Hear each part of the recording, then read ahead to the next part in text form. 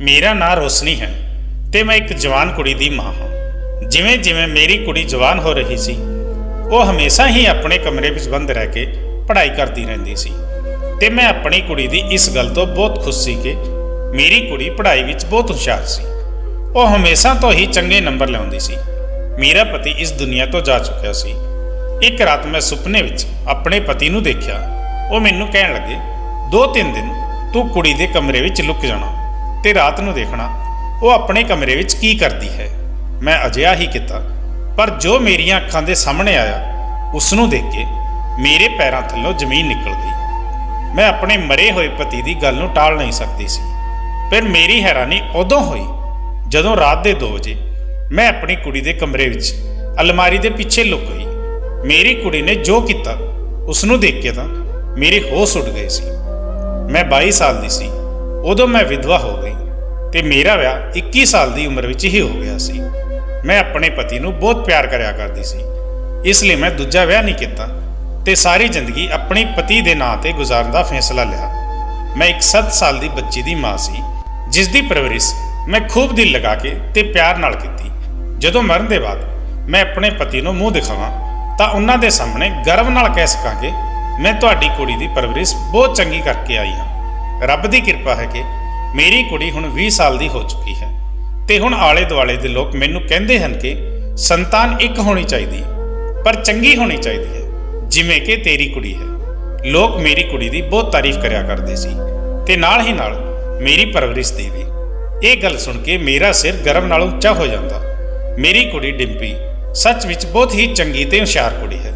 वो सारा दिन पढ़ाई करने विच ही व्यस्त रहिंदी है ते सारी रात भी वो पढ़ाई करती रहती है।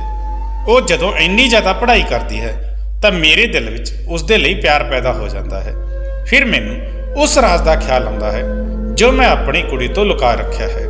मैनूं डर है कि किते इस वजह नाल मेरी ते मेरी कुड़ी दे रिश्ते विच कोई दराड़ ना पै जावे। पर मैं की करां, मैं चाह के भी उसनूं ये राज नहीं दस सकदी सी। इसलिए दिल दी गल दिल विच ही रख के बैठी हुई सी।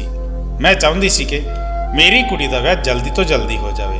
मैं अपनी कुड़ी दा विआह इंटर दी पढ़ाई पूरा होने तक कर देना चाहुंदी सी ताकि वो इस राज तक ना पहुँच पावे जो मैं उस तो लुकाया होया है। पर मेरी कुड़ी हुण अगे होर पढ़ना चाहुंदी है। जदों भी मैं डिंपी नाल विआह दी गल करदी हाँ तां वो तुरंत ही विआह तो मना कर दिंदी है कि हाले तां उसनूं पढ़ाई करनी है ते वो पढ़ लिख के किसी काबिल बनना चाहुंदी है। एक दिन मैं शाम का खाना बना रही सी। उस समय मेरे पति दे एक पुराने दोस्त का फोन आया सी। वो सानू अपनी कुड़ी दे विआह दा इनविटेशन दे रहे सी ते कह रही सी कि जल्दी तो जल्दी तुसी साडे घर अपनी कुड़ी नूं लैके आ जाना। साडा उन्हां नाल मिलना जुलना बहुत चंगा सी क्योंकि मेरे पति दे दोस्त दी पत्नी मेरी बहुत चंगी सहेली सी। असीं दोवें इकट्ठे ही कॉलेज विच पढ़िया करदे सी। उन्हां ने कहा कि मेरी इकलौती कुड़ी संजना दा विआह है, इसलिए असीं तुहानूं 1 महीना पहला ही अपने घर बुलाउणा चाह रहे हैं। मैं इस गल तो बहुत खुश हो गई। मैं कहण लगी, संजय भाई साहब तुसीं चिंता ना करो, मैं बहुत जल्दी तुहाडे घर आ जाऊंगी क्योंकि संजना मेरे पति दे दोस्त दी कुड़ी होण दे नाल नाल मेरी सहेली दी भी कुड़ी सी। दरअसल मेरा शुरू तो ही इरादा सी कि संजय भाई साहब मेरी डिंपी दा विआह अपने छोटे मुंडे दे नाल कर दिंदे क्योंकि वो मेरी कुड़ी दी ही उम्र दा सी ते उसदी नौकरी भी बहुत चंगी लगी हुई सी ते मैं शुरू तो ही संजय भाई साहब दे छोटे मुंडे नूं पसंद करदी सी। वो देखण विच भी चंगा सी। उसदी ते डिंपी दी जोड़ी इकट्ठे बहुत चंगी लगेगी। संजय भाई साहब दे 2 ही बच्चे सी। कुड़ी दा विआह तां हुण हो ही रहा सी, उसदे बाद मुंडा सी। मेरी कुड़ी उस घर विच बहुत खुश रहिंदी। मैं जल्दी नाल खाना बनाया ते उठ के डिंपी दे कमरे वल जाण लगी। मैं जिवें ही दरवाज़ा खोलण दे लई हत्थ वधाया तां मैं ये देख के हैरान रह गई कि डिंपी ने तां अपना कमरा अंदर तो बंद किया होया सी। मैं जोर नाल दरवाज़ा खड़काया तां कुछ देर दे इंतजार दे बाद दरवाज़ा खुल गया सी। मेरी कुड़ी नूं पसीना आ रहा सी ते वो बहुत घबराई हुई लग रही सी। मैं कहण लगी, की गल है डिंपी, तू दरवाज़ा अंदर तो क्यों बंद किया होया सी ते इन्नी देर विच क्यों खुलिया? वो कहण लगी, मां मैं बाथरूम विच नहा रही सी। मैं कहा, चंगा छड्ड इह सब, इधर आ मेरे कोल आके बैठ जा। मैं अपनी कुड़ी दा हत्थ अपने हत्थां विच फड़ के उसनूं अपने नाल सोफे ते बिठा लिया। मैं कहण लगी, तैनूं पता है तेरे फेवरेट संजय अंकल का फोन आया सी ਉਹ ਸਾਨੂੰ ਸੰਜਨਾ ਦੇ ਵਿਆਹ ਲਈ ਬੁਲਾ ਰਹੇ ਹਨ। ਤੂੰ ਆਪਣੀ ਪੈਕਿੰਗ ਸ਼ੁਰੂ ਕਰ ਦੇਣਾ, 2 ਦਿਨ ਦੇ ਬਾਅਦ ਹੀ ਇੱਥੋਂ ਨਿਕਲ ਜਾਵਾਂਗੇ। ਇਹ ਸੁਣ ਕੇ ਡਿੰਪੀ ਦੇ ਚਿਹਰੇ ਦਾ ਰੰਗ ਉੱਡ ਗਿਆ। ਉਹ ਕਹਿਣ ਲੱਗੀ, ਮਾਂ ਮੈਂ ਨਹੀਂ ਜਾ ਸਕੂੰਗੀ। ਮੈਨੂੰ ਉਸਦੀ ਇਹ ਗੱਲ ਸੁਣ ਕੇ ਇੱਕਦਮ ਗੁੱਸਾ ਆ ਗਿਆ ਤੇ ਮੈਂ ਕਹਿਣ ਲੱਗੀ, ਕਿਉਂ, ਤੂੰ ਕਿਉਂ ਨਹੀਂ ਜਾਵੇਗੀ? ਕਹਿਣ ਲੱਗੀ, ਮਾਂ ਮੇਰੇ ਪੇਪਰ ਸ਼ੁਰੂ ਹੋਣ ਵਾਲੇ ਹਨ, ਮੈਨੂੰ ਆਪਣੇ ਪੇਪਰਾਂ ਦੀ ਤਿਆਰੀ ਕਰਨੀ ਹੈ ਤੇ ਮੈਂ ਕਿਸੇ ਵੀ ਹਾਲ ਵਿੱਚ ਆਪਣੀ ਪੜ੍ਹਾਈ ਨੂੰ ਛੱਡ ਕੇ ਨਹੀਂ ਜਾ ਸਕਦੀ। ਮਾਂ ਕਹਿਣ ਲੱਗੀ, ਪੁੱਤ ਗੱਲ ਨੂੰ ਸਮਝਿਆ ਕਰ, ਤੂੰ ਆਪਣੀ ਸਾਰੀ ਕਿਤਾਬਾਂ ਉੱਥੇ ਲੈ ਜਾਣਾ, ਉੱਥੇ ਜਾ ਕੇ ਆਰਾਮ ਨਾਲ ਪੜ੍ਹਾਈ ਕਰ ਲੈਣਾ, ਇਸ ਵਿੱਚ ਕਿਹੜੀ ਵੱਡੀ ਗੱਲ ਹੈ। ਪਰ ਵਿਆਹ ਤੇ ਜਾਣਾ ਬਹੁਤ ਜ਼ਰੂਰੀ ਹੈ ਕਿਉਂਕਿ ਮੈਂ ਤੇਰੇ ਲਈ ਸੰਜਨਾ ਦੇ ਭਰਾ ਪਰਾਗ ਨੂੰ ਪਸੰਦ ਕਰ ਲਿਆ ਹੈ। ਤੁਸੀਂ ਦੋਵੇਂ ਇੱਕ ਦੂਜੇ ਨੂੰ ਮਿਲੋਗੇ ਤਾਂ ਹੀ ਗੱਲ ਅੱਗੇ ਵਧੇਗੀ। ਉਹ ਖਾਲੀ ਅੱਖਾਂ ਨਾਲ ਮੈਨੂੰ ਦੇਖ ਕੇ ਕਹਿਣ ਲੱਗੀ, ਮਾਂ ਮੈਂ ਵਿਆਹ ਦੇ ਕਾਬਿਲ ਨਹੀਂ ਰਹੀ ਹਾਂ। ਮੈਨੂੰ ਡਿੰਪੀ ਦੀ ਇਹ ਗੱਲ ਬਹੁਤ ਅਜੀਬ ਲੱਗੀ। ਮੈਂ ਗੁੱਸੇ ਵਿੱਚ ਆ ਕੇ ਕਹਿਣ ਲੱਗੀ, ਕੀ ਮਤਲਬ ਹੈ ਤੇਰਾ? ਉਹ ਘਬਰਾ ਗਈ ਤੇ ਕਹਿਣ ਲੱਗੀ, ਮਾਂ ਮੈਂ ਤੁਹਾਨੂੰ ਕਿੰਨੀ ਵਾਰ ਕਿਹਾ ਹੈ, ਮੈਂ ਪੜ੍ਹ ਲਿਖ ਕੇ ਕੁਝ ਬਣਨਾ ਚਾਹੁੰਦੀ ਹਾਂ। ਮੈਂ ਉਸਦੀ ਇਹ ਗੱਲ ਸੁਣ ਕੇ ਬਸ ਉਸ ਨੂੰ ਘੂਰਦੀ ਰਹਿ ਗਈ। ਅਗਲੇ ਦਿਨ ਵੀ ਮੈਂ ਬਹੁਤ ਕੋਸ਼ਿਸ਼ ਕੀਤੀ ਕਿ ਮੇਰੀ ਕੁੜੀ ਵਿਆਹ ਵਿੱਚ ਜਾਣ ਲਈ ਰਾਜ਼ੀ ਹੋ ਜਾਵੇ ਕਿਉਂਕਿ ਮੈਂ ਉਸ ਨੂੰ ਵਿਆਹ ਵਿੱਚ ਲੈ ਕੇ ਜਾਣਾ ਚਾਹੁੰਦੀ ਸੀ। ਮੈਂ ਤਾਂ ਇੱਥੋਂ ਤੱਕ ਕਹਿ ਦਿੱਤਾ ਸੀ ਕਿ ਜੇ ਤੂੰ ਵਿਆਹ ਤੇ ਨਹੀਂ ਜਾਵੇਗੀ ਤਾਂ ਮੈਂ ਵੀ ਨਹੀਂ ਜਾਊਂਗੀ, ਪਰ ਫਿਰ ਵੀ ਉਸਨੇ ਮੇਰੀ ਗੱਲ ਨਹੀਂ ਮੰਨੀ। ਮੈਂ ਪਹਿਲਾਂ ਤੋਂ ਹੀ ਆਪਣੀ ਸਹੇਲੀ ਕਲਪਨਾ ਦੇ ਘਰ ਜਾਣਾ ਚਾਹੁੰਦੀ ਸੀ ਪਰ ਆਪਣੀ ਕੁੜੀ ਨੂੰ ਮਨਾਉਣ ਦੀ ਵਜ੍ਹਾ ਨਾਲ ਨਹੀਂ ਜਾ ਪਾਈ ਸੀ। ਜਦੋਂ ਕਿ ਹੁਣ ਵਿਆਹ ਵਿੱਚ ਸਿਰਫ 5 ਦਿਨ ਹੀ ਰਹਿ ਗਏ ਸੀ, ਮਜਬੂਰਨ ਮੈਨੂੰ ਆਪਣੀ ਹੀ ਤਿਆਰੀ ਕਰਨੀ ਪਈ। ਮੈਂ ਆਪਣੀ ਪਤੀ ਦੇ ਪੁਰਾਣੇ ਦੋਸਤ ਤੇ ਆਪਣੀ ਪੁਰਾਣੀ ਸਹੇਲੀ ਨਾਲ ਇਸ ਪੁਰਾਣੀ ਦੋਸਤੀ ਨੂੰ ਵਿਗਾੜਨਾ ਨਹੀਂ ਚਾਹੁੰਦੀ ਸੀ। ਮੈਂ ਡਿੰਪੀ ਨੂੰ ਕਹਿ ਦਿੱਤਾ ਕਿ ਮੈਂ ਗੁਆਂਢ ਵਿੱਚ ਕਹਿ ਜਾਊਂਗੀ ਕਿ ਉਹ 1 ਹਫ਼ਤੇ ਲਈ ਤੇਰੇ ਨਾਲ ਰਹਿ ਲੈਣ। ਡਿੰਪੀ ਗੁੱਸੇ 'ਚ ਕਹਿਣ ਲੱਗੀ, ਮਾਂ ਮੈਨੂੰ ਕਿਸੇ ਗੁਆਂਢਣ ਦੀ ਜ਼ਰੂਰਤ ਨਹੀਂ ਹੈ, ਮੈਂ ਇਕੱਲੇ ਹੀ ਰਹਿ ਸਕਦੀ ਹਾਂ। ਜੇ ਉਹਨਾਂ ਨੇ ਮੇਰੇ ਕਮਰੇ ਵਿੱਚ ਸੌਣ ਦੀ ਜਿੱਦ ਕੀਤੀ ਤਾਂ ਮੈਂ ਕੀ ਕਰੂੰਗੀ? ਮੈਨੂੰ ਪੜ੍ਹਾਈ ਕਰਨ ਵਿੱਚ ਪਰੇਸ਼ਾਨੀ ਆਵੇਗੀ। ਮੈਂ ਗੁੱਸੇ ਨਾਲ ਕਹਿਣ ਲੱਗੀ, ਡਿੰਪੀ ਤੂੰ ਜਾਣਦੀ ਹੈ ਕਿ ਪੜ੍ਹਾਈ ਦੇ ਨਾਲ ਨਾਲ ਆਪਣੇ ਮਾਂ-ਬਾਪ ਦੀ ਇੱਜ਼ਤ ਕਰਨਾ ਵੀ ਤੇ ਉਹਨਾਂ ਦੀ ਗੱਲ ਨੂੰ ਮੰਨਣਾ ਬਹੁਤ ਜ਼ਰੂਰੀ ਹੁੰਦਾ ਹੈ। ਫਿਰ ਤੂੰ ਮੈਨੂੰ ਦੱਸ ਸਕਦੀ ਹੈ ਕਿ ਤੇਰੇ ਕਮਰੇ ਵਿੱਚ ਅਜੇ ਕਿਹੜੀ ਚੀਜ਼ ਲੱਗੀ ਹੋਈ ਹੈ ਜੋ ਉਹ ਤੇਰੇ ਕਮਰੇ ਵਿੱਚ ਸੋ ਨਹੀਂ ਸਕਦੀ? ਤੈਨੂੰ ਜੇ ਪੜ੍ਹਾਈ ਕਰਨ ਵਿੱਚ ਕੋਈ ਪਰੇਸ਼ਾਨੀ ਆਵੇ ਤਾਂ ਤੂੰ ਬਾਹਰ ਸੋਫੇ ਤੇ ਬੈਠ ਕੇ ਪੜ੍ਹਾਈ ਕਰ ਲੈਣਾ। ਡਿੰਪੀ ਕਹਿਣ ਲੱਗੀ, ਮਾਂ ਤੁਸੀਂ ਤਾਂ ਜਾਣਦੇ ਹੋ ਮੈਂ ਆਪਣੇ ਕਮਰੇ ਵਿੱਚ ਇਕੱਲੇ ਰਹਿ ਕੇ ਹੀ ਆਪਣੀ ਪੜ੍ਹਾਈ ਕਰਦੀ ਹਾਂ। ਉਸ ਸਮੇਂ ਮੇਰਾ ਚੰਗਾ ਫੋਕਸ ਮੇਰੀ ਪੜ੍ਹਾਈ ਤੇ ਰਹਿੰਦਾ ਹੈ, ਇਸ ਲਈ ਮੈਂ ਕਿਸੇ ਦੀ ਮੌਜੂਦਗੀ ਵਿੱਚ ਪਰੇਸ਼ਾਨ ਹੁੰਦੀ ਹਾਂ। ਮਾਂ ਕਹਿਣ ਲੱਗੀ, ਚੱਲ ਠੀਕ ਹੈ, ਗੁਆਂਢਣ ਮੇਰੇ ਕਮਰੇ ਵਿੱਚ ਸੋ ਜਾਇਆ ਕਰੇਗੀ ਤੇ ਤੂੰ ਆਰਾਮ ਨਾਲ ਆਪਣੀ ਪੜ੍ਹਾਈ ਕਰ ਲੈਣਾ। ਬਹੁਤ ਮੁਸ਼ਕਿਲ ਨਾਲ ਜਾਣ ਦੀ ਤਿਆਰੀ ਪੂਰੀ ਹੋਈ ਸੀ।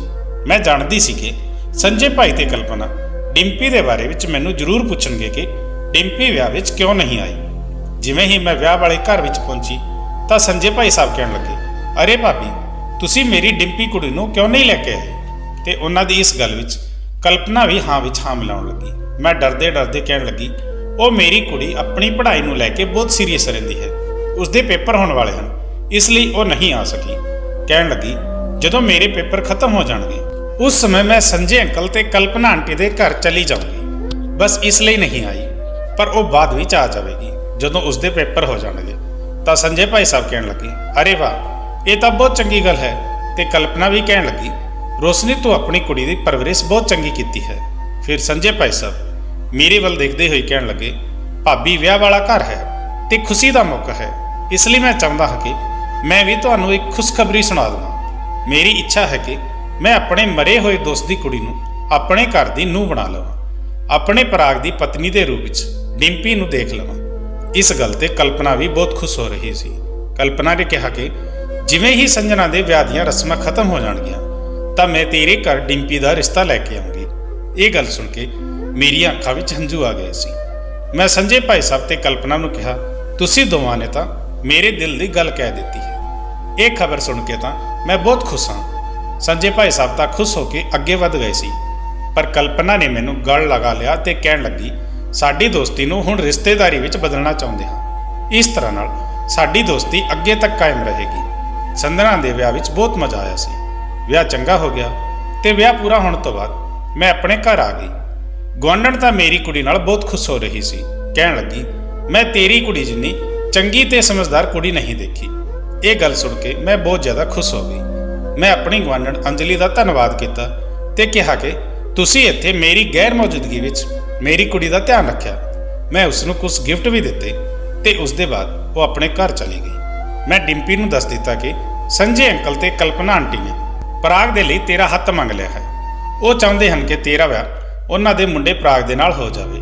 ਡਿੰਪੀ ਮੇਰੀ ਗੱਲ ਸੁਣ ਕੇ ਬਿਲਕੁਲ ਵੀ ਖੁਸ਼ ਨਹੀਂ ਹੋਈ। ਉਹ ਮੈਨੂੰ ਅਜੀਬ ਜਿਹੀਆਂ ਨਜ਼ਰਾਂ ਨਾਲ ਦੇਖ ਕੇ ਕਹਿਣ ਲੱਗੀ, ਮਾਂ ਤੁਸੀਂ ਹਮੇਸ਼ਾ ਤੋਂ ਹੀ ਮੈਨੂੰ ਸਿਰਫ ਮੇਰੇ ਪਾਪਾ ਦੇ ਇੱਕ ਦੋਸਤ ਦੇ ਬਾਰੇ ਹੀ ਦੱਸਿਆ ਹੈ, ਜਦੋਂ ਕਿ ਮੇਰੇ ਪਾਪਾ ਦੇ ਬਹੁਤ ਸਾਰੇ ਦੋਸਤ ਸੀ। ਮੈਨੂੰ ਯਾਦ ਹੈ ਜਦੋਂ ਮੈਂ ਛੋਟੀ ਸੀ ਤਾਂ ਸਾਡੇ ਘਰ ਸੰਜੇ ਅੰਕਲ ਦੇ ਨਾਲ ਅਨੁਰਾਗ ਅੰਕਲ ਵੀ ਆਇਆ ਕਰਦੇ ਸੀ, ਪਰ ਜਿਸ ਦਿਨ ਤੋਂ ਪਾਪਾ ਦੀ ਮੌਤ ਹੋਈ ਹੈ ਉਸ ਦੇ ਬਾਅਦ ਤੋਂ ਹੀ ਅਨੁਰਾਗ ਅੰਕਲ ਨੇ ਸਾਡੇ ਘਰ ਵਿੱਚ ਆਉਣਾ ਬੰਦ ਕਰ ਦਿੱਤਾ ਹੈ। ਕੀ ਪਾਪਾ ਦੇ ਮਰਨ ਦੇ ਨਾਲ ਹੀ ਅਨੁਰਾਗ ਅੰਕਲ ਵੀ ਮਰ ਗਏ, ਜੋ ਤੁਸੀਂ ਉਹਨਾਂ ਬਾਰੇ ਵਿੱਚ ਕੋਈ ਗੱਲ ਨਹੀਂ ਕੀਤੀ? ਡਿੰਪੀ ਨੇ ਮੇਰੇ ਜ਼ਖਮਾਂ ਤੇ ਨਮਕ ਛਿੜਕ ਦਿੱਤਾ ਸੀ।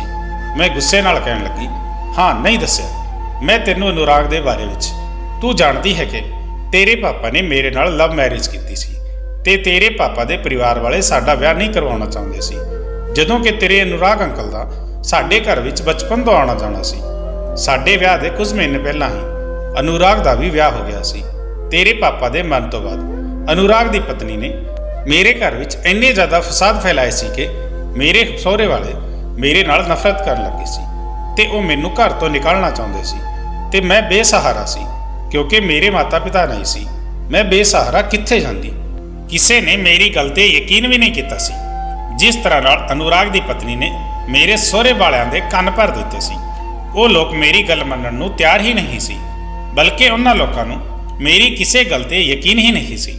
ਮੈਂ ਥੱਕ ਗਈ ਤੇ ਕਹਿਣ ਲੱਗੀ, ਇਹ ਘਰ ਮੇਰੇ ਪਤੀ ਦਾ ਹੈ, ਮੈਂ ਆਪਣੇ ਪਤੀ ਦੇ ਘਰ ਤੋਂ ਨਹੀਂ ਜਾਊਂਗੀ।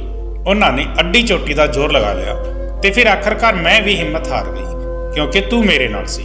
ਜਿਸ ਦਿਨ ਮੈਂ ਘਰ ਤੋਂ ਨਿਕਲਣ ਲੱਗੀ ਉਸ ਦਿਨ ਮੈਂ ਫੈਸਲਾ ਕਰ ਲਿਆ ਸੀ ਕਿ ਮੇਰੇ ਪਤੀ ਦੇ ਬਚਪਨ ਦੇ ਦੋਸਤ ਅਨੁਰਾਗ ਭਾਈ ਸਾਹਿਬ ਤੇ ਉਹਨਾਂ ਦੇ ਪਰਿਵਾਰ ਨਾਲ ਸਾਡਾ ਕੋਈ ਤਾਲੁਕ ਨਹੀਂ ਰਹੇਗਾ, ਕਿਉਂਕਿ ਉਹਨਾਂ ਦੀ ਪਤਨੀ ਦੀ ਵਜ੍ਹਾ ਨਾਲ ਹੀ ਮੈਂ ਬੇਸਹਾਰਾ ਹੋ ਗਈ। ਉਸ ਸਮੇਂ ਤੂੰ 5 ਸਾਲ ਦੀ ਸੀ। ਮੇਰੇ ਸਹੁਰੇ ਵਾਲਿਆਂ ਨੇ ਮੇਰੇ ਤੇ ਗਲਤ ਇਲਜ਼ਾਮ ਲਗਾਏ ਸੀ, ਪਤਾ ਹੈ ਕਿਸ ਦੇ ਕਹਿਣ ਤੇ? ਸਿਰਫ ਤੇ ਸਿਰਫ ਅਨੁਰਾਗ ਅੰਕਲ ਦੀ ਪਤਨੀ ਦੇ ਕਹਿਣ ਤੇ।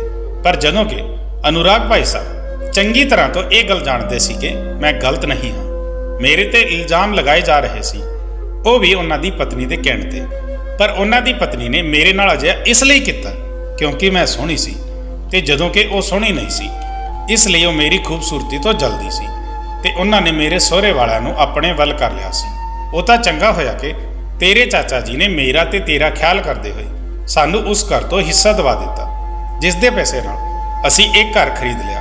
ਤੇਰੇ ਦਾਦਾ ਦਾਦੀ ਤਾਂ ਵੈਸੇ ਵੀ ਮਤਵਲੀ ਲੋਕ ਸੀ। ਤੇਰੇ ਪਾਪਾ ਦੀ ਤਨਖਾਹ ਚੰਗੀ ਸੀ, ਉਹ ਆਪਣੇ ਮਾਤਾ ਪਿਤਾ ਨੂੰ ਭਰ ਕੇ ਪੈਸੇ ਦਿਆ ਕਰਦੇ ਸੀ ਤੇ ਅਸੀਂ ਲੋਕ ਉਹਨਾਂ ਦੇ ਲਈ ਚੰਗੇ ਸੀ।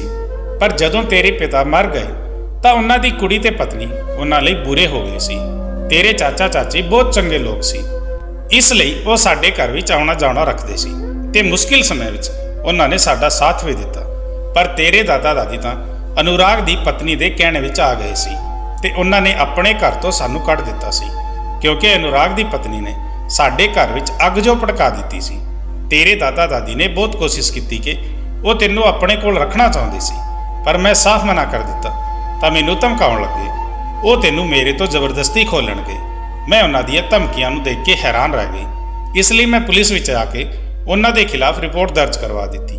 ਪੁਲਿਸ ਜਦੋਂ ਤੇਰੇ ਦਾਦਾ ਦਾਦੀ ਦੇ ਘਰ ਗਈ ਤਾਂ ਤੇਰੇ ਚਾਚਾ ਨੇ ਗੱਲ ਨੂੰ ਸੰਭਾਲ ਲਿਆ ਤੇ ਪੁਲਿਸ ਨੂੰ ਵਾਪਸ ਭੇਜ ਦਿੱਤਾ ਕਿਉਂਕਿ ਉਹ ਸਮਝਦਾਰ ਸੀ ਤੇ ਇਸ ਤਰ੍ਹਾਂ ਨਾਲ ਉਹਨਾਂ ਦੀ ਤੇ ਉਹਨਾਂ ਦੇ ਪਰਿਵਾਰ ਦੀ ਸਾਰੇ ਪਿੰਡ ਵਿੱਚ ਬੇਇੱਜ਼ਤੀ ਹੋ ਸਕਦੀ ਸੀ। ਇਸ ਲਈ ਉਹਨਾਂ ਨੇ ਆਪਣੇ ਮਾਤਾ ਪਿਤਾ ਨੂੰ ਬਹੁਤ ਸਮਝਾਇਆ ਕਿ ਉਹ ਸਾਨੂੰ ਸਕੂਨ ਨਾਲ ਜਿਉਣ ਦੇਣ। ਉਸ ਦੇ ਬਾਅਦ ਤੋਂ ਤੇਰੇ ਦਾਦਾ ਦਾਦੀ ਨੇ ਸਾਡਾ ਪਿੱਛਾ ਛੱਡ ਦਿੱਤਾ ਸੀ ਤੇ ਅਸੀਂ ਸਕੂਨ ਭਰੀ ਜ਼ਿੰਦਗੀ ਜਿਉਣ ਲੱਗੇ ਸੀ। ਮੈਂ ਇਸ ਘਰ ਵਿੱਚ ਪੂਰੀ ਤਰ੍ਹਾਂ ਨਾਲ ਸ਼ਿਫਟ ਹੋ ਗਈ ਸੀ। ਉਸ ਦਿਨ ਦੇ ਬਾਅਦ ਵੀ ਉਹ ਲੋਕ ਕਦੇ-ਕਦੇ ਤੰਗ ਕਰਨ ਦੇ ਲਈ ਆ ਜਾਇਆ ਕਰਦੇ ਸੀ, ਪਰ ਤੇਰੇ ਚਾਚਾ ਗੱਲ ਨੂੰ ਸੰਭਾਲ ਲੈਂਦੇ ਸੀ। ਉਹਨਾਂ ਲੋਕਾਂ ਨੇ ਮੈਨੂੰ ਤੰਗ ਕਰਨ ਦੀ ਬਹੁਤ ਕੋਸ਼ਿਸ਼ ਕੀਤੀ, ਮੈਨੂੰ ਡਰਾਉਂਦੇ ਧਮਕਾਉਂਦੇ ਸੀ, ਇੱਥੋਂ ਤੱਕ ਕਿ ਉਹਨਾਂ ਨੇ ਮੈਨੂੰ ਅਦਾਲਤ ਤੋਂ ਤੇਰੀ ਕਸਟਡੀ ਲੈਣ ਲਈ ਬਲੈਕਮੇਲ ਕਰ ਲਿਆ ਸੀ। ਪਰ ਬਹੁਤ ਮੁਸ਼ਕਿਲ ਨਾਲ ਉਸ ਸਮੇਂ ਵਿੱਚ ਤੇਰੇ ਚਾਚਾ ਨੇ ਸਾਰੀ ਗੱਲ ਨੂੰ ਸੰਭਾਲ ਲਿਆ ਸੀ। ਜੇ ਉਹ ਮੇਰਾ ਸਹਾਰਾ ਨਾ ਬਣਦੇ ਤਾਂ ਅੱਜ ਤੂੰ ਤੇ ਮੈਂ ਕਿਸੇ ਦੇ ਘਰ ਵਿੱਚ ਝਾੜੂ ਭਾਂਡੇ ਕਰ ਰਹੇ ਹੁੰਦੇ। ਮੈਂ ਇਸ ਲਈ ਅੱਜ ਤੱਕ ਤੈਨੂੰ ਆਪਣੇ ਦਾਦਾ ਦਾਦੀ ਅਨੁਰਾਗ ਤੇ ਉਸ ਦੀ ਪਤਨੀ ਬਾਰੇ ਵਿੱਚ ਨਹੀਂ ਦੱਸਿਆ। ਮੈਂ ਅਜਿਹਾ ਇਸ ਲਈ ਨਹੀਂ ਕੀਤਾ ਤਾਂ ਕਿ ਤੇਰਾ ਦਿਲ ਉਹਨਾਂ ਵੱਲ ਤੋਂ ਮੈਲਾ ਨਾ ਹੋ ਜਾਵੇ।